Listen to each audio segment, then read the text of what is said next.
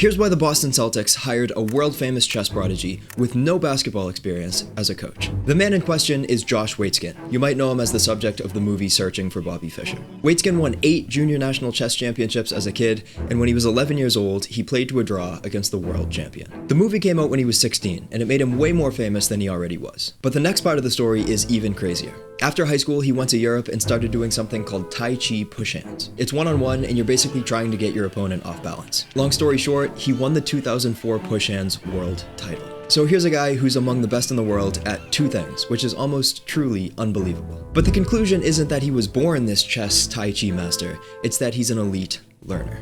And that's where the Celtics come in. In 2023, Waitzkin was brought in to talk to the coaching staff about performance psychology. It was supposed to be a one-off speaking gig, but he and coach Joe Mazzulla really hit it off. Here was a guy in Missoula who tried to convince his wife to live in an RV in the parking lot of Fairmont State so he could be next to the gym when he coached there. There's a degree of craziness that Waitzkin connected with. They began to text before and after games, and then in May, the Celtics lost to the Heat in the Eastern Conference Finals. And here's where it gets interesting. Waitzkin thought Mazzulla needed to be torn down in order to be built up stronger. So he took him on a week-long trip to the Costa Rican jungle to crush him. I don't know everything that they did, but Mazzulla described it by saying, "I'd never done what the hell we did down there."